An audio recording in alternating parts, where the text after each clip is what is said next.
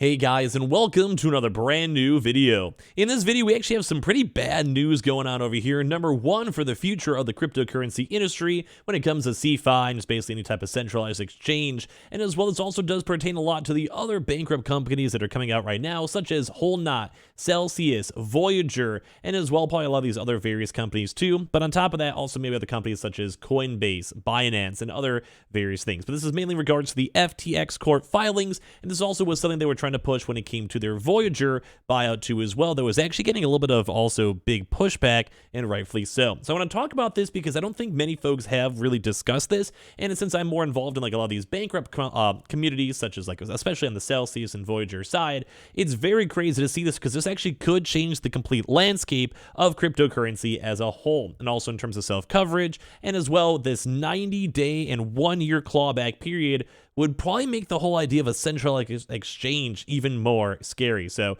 we're going to talk about this. If you guys want to subscribe, we've been covering up a lot of this type of news the best we possibly can for pretty much all bankrupt places at this point. So let's go and talk about this. And as well, if I kind of want to hear your thoughts as well, I can definitely see both sides.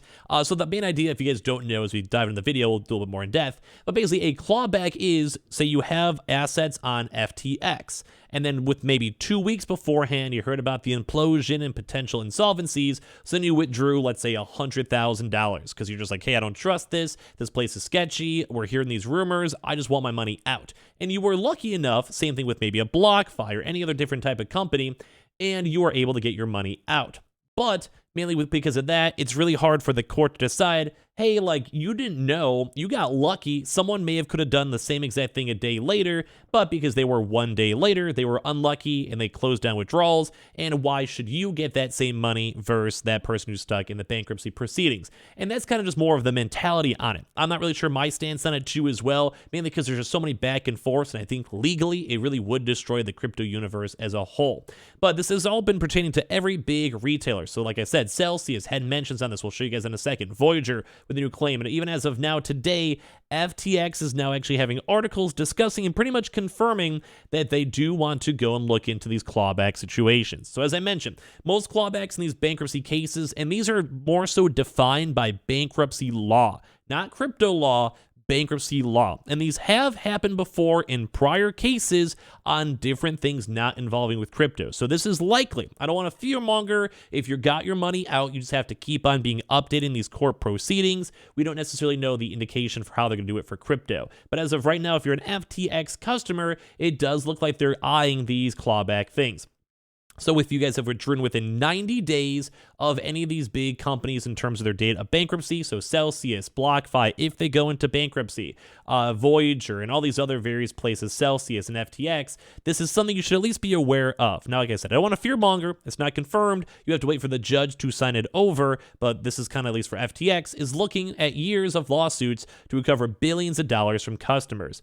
Billions in the eve of bankruptcy transfers could be clawback targets, and bankruptcy will be a long, expensive process. So FTX's bankruptcy opens the doors to creditors' likely lawsuits looking to claw back, so anyone within a 90-day withdrawal period, billions of dollars in assets that customers and insiders withdrew before the crypto company's abrupt Chapter 11 filing. When it at least comes to the Celsius side, I'm more on the mindset of insider clawback should happen, so all executives, normal folks who got lucky, I feel like that's just the luck of the draw, but I'm also not a bankruptcy judge. As the company's advisors scramble to get a handle on its finances, they'll have a slate of bankruptcy tools available that will allow them to wrangle funds back into the FTX empire to try and pay back all creditors, though the efforts will likely take years. Now, a big thing was when it comes to clawbacks, a lot of folks kind of know in cases of fraud or Ponzi, it's a lot more of a likely case. It happened a lot even for other Ponzi cases too as well.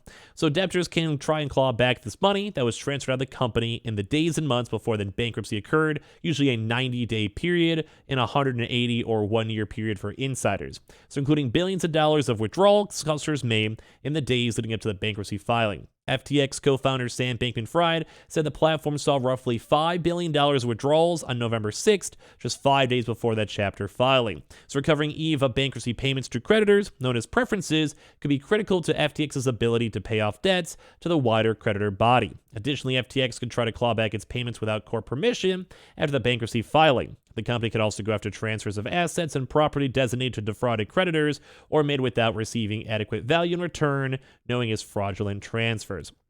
Now, a lot of folks keep on always saying it's hard to go and even prove this and push this, mainly because if it's in crypto, like how can you get my Bitcoin, Ethereum? A lot of these bankruptcy courts, once again, not to more fearmonger, just to let you know how it's happened in other cases and why these articles, like this is Bloomberg talking, not me.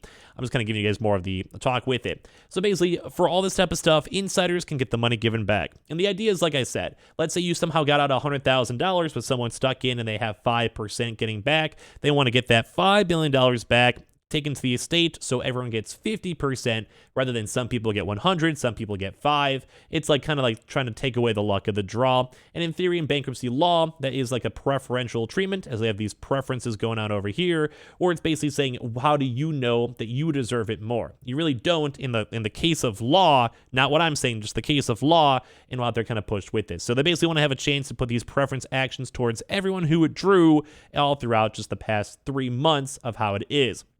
This will also probably go and pertain to post-bankruptcy transfers from the FTX exchanges and as well everything else. Now, the bigger issue too is a lot of these other big crypto companies, besides even just FTX, we have not seen a clawback yet.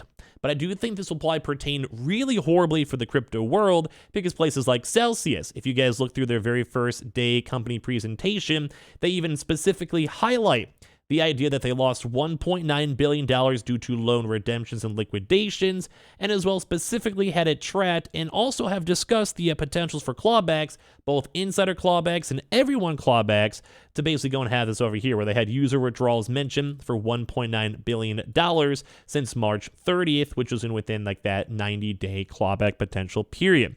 Now, it is kind of weird because if you're a creditor, it's probably better. You probably would get more money back. If you got your money out, obviously this is not a good situation to be lump summed with all these assets. So it's kind of why it can kind of go either way. A big thing though to note is that FTX, it does seem more pushing for clawbacks. When it came to Voyager, when they had their buyout potential, they specifically wanted to go have the clawback option available if they were able to go and buy the Voyager proceeds, as you guys know about their bidding process. So that's why I'm even a little bit more concerned on FTX. Celsius, as of right now, and Voyager itself have not really made many mentions on clawbacks. But for FTX, as I mentioned, they were also involved in Voyager, and they did confirm they wanted to have the chance to pursue clawbacks. They didn't say they were going to. They just wanted to make sure they had the legal option to potentially claw back if they were able to. So it is on the FTX mind, and that may have also been another part of their scheme to potentially make more money off of that. And as well, we've seen other big places too, such as Coinbase or Binance, and a lot of these other CeFi places being a lot more worried, even for Blockfi, like Blockfi with the potential looming bankruptcy. If people maybe had a chance to withdraw early, there is always a chance it could be clawed back within that 90-day period to then redistribute the funds back to the estate. So either Celsius company, Voyager company, or Blockfi company, and then add the pool of funds for all of the creditors, as I mentioned. And this is a very valid possibility. No other places such as Holdnot or other exchanges have confirmed this on court documents, but it does kind of seem like the FTX, like as I mentioned, in regards with Voyager, and as well as articles coming out and these discussions, it does seem a lot more likely with them. So this kind of goes back to the moral issue of, is it okay? I'd actually almost want to hear your thoughts down below because I can see both sides. If you get your money out, you probably don't want to give money back, or you might think it's really hard for that to go and come back, but they will usually go put liens on your house, put like in terms of your paycheck, on your credit, on your home, on your cars, because it is technically in like the proper bankruptcy estate, and that could actually mess up a lot of people's lives if they got out money and they don't want to give it back. But part two is that a lot of the creditors also want to have it because if they can make an extra 10, 15, 20% out, especially in this FTX deal where a lot of money was taken away and siphoned out, some creditors want that money. Like if I had that choice, if I could have 40% instead of 5%, I'd probably go with that. But it kind of is like that big difference between if you got lucky and got out or not. And that's why it's kind of, I don't think it's really my say to say it, but I think it'd be really bad for crypto. Because let's say you're Coinbase and you just bought, let's say $10,000 of Bitcoin, instantly moved it to your own wallet, because you did technically withdraw, does that mean you'd have a chance for clawback? In bankruptcy law, it does seem like it is. Yes, it is.